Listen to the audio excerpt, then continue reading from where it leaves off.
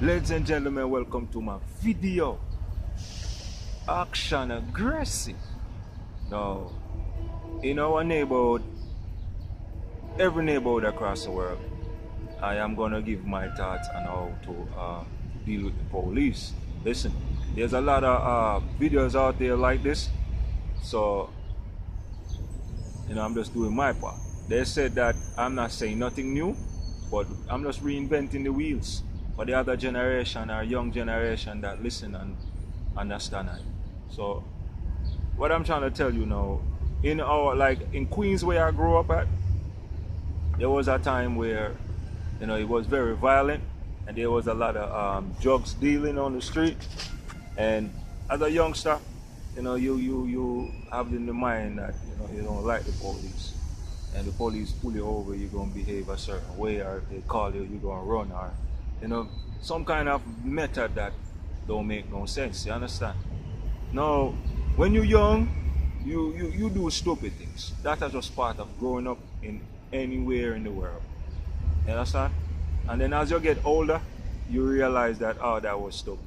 Now, if you're driving and you just get your license and you're young and the police pull you over, you don't give the police no attitude, man. And if you say keep your hands there, do not go down like that and dig for anything else.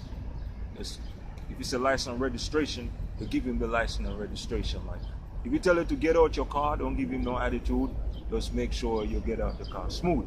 But if you on the highway now, right, and it's middle at night, and a one car pull you over, you could tell the police, let you call 911 and let me get your badge, because I don't trust you like that. You could do that. Tell them, say, all right, you want my license and registration, but we're in the middle of nowhere. Let me call 911 and make sure so that you actually a cop. A lot of people impersonate cops, you understand? That is one way you could also deal with the police. You understand? And if the police have attitude, you do not get on his level. You understand? Because sometimes these people have attitude also. So if they're moody, you just be humble and let him be moody. Because if you go against that, you're gonna get locked up. And if the cops being rude, just humble, man. Don't force him to do something to you so you get locked up. Now, I think if you live in any community, you must always respect the law, which is everybody gonna do what they want, but the main thing is to be on the safe side, you gotta respect the law. Now, if you're standing on the corner, I always remember the police could tell her to leave. That he got control on it. Once you step out the house, this is their ground. So if you're inside your house, that's your ground. Or on your property, that's your ground. You understand? But once you step out your house and come into the street, that's police house. That's their ground. They could do anything they want there, as long as you understand them. So that's the whole point about it. You got to understand it. And next thing too, if you're in a party and they comes into the party, don't run out the party. Because you're going to make yourself a suspect. You understand? If you walk in and they ask you, don't get nervous. If you pull up, go to him and talk to him like a man. I'm talking if you're young. It's good to say no sir, yes sir. It's good to address them like that. But all that rude thing that I see a lot of teenagers do to all the police, it don't need to be escalated like that. And even if you say put your hands on the wall, you don't have to ask what the hell you done. Just put your hands up on the wall, man. That's how I think you do. It's put your hands up on the wall. Like, hear what happens. Somebody might in that area might rob somebody and shoot somebody, and they don't, you might fit the description, and then suddenly he come around and see you. He checking.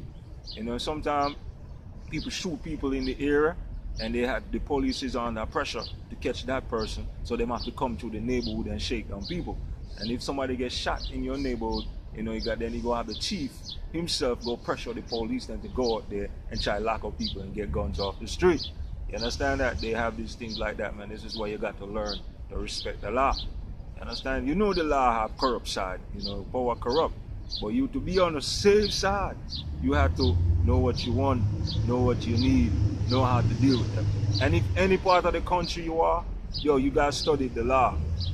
As in America, you gotta study the law to know your rights. But even if sometimes you know your rights, they will violate your rights. You're just still humble. and do the aftermath afterwards. You know, like, all right, I'm gonna take this down to the precinct and, you know, get the badge number, you know, and deal with it.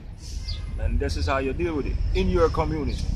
So once again, if a police violate you and he have the badge number, you remember his badge number and take it to the precinct. If you notice the same police car giving you ticket, same precinct giving you ticketed all the time, yo, take it down to the chief down there, man, and talk to the chief. Nothing ain't wrong with that.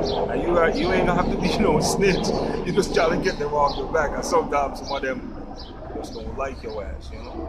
I remember Google STAYFIYA, Dayfigure Entertainment.CEO, and, you know, Locksmith Records, and check out the music. Yeah? I'm not talking the rap Locksmith, talking about the reggae version. Yeah? Alright, respect.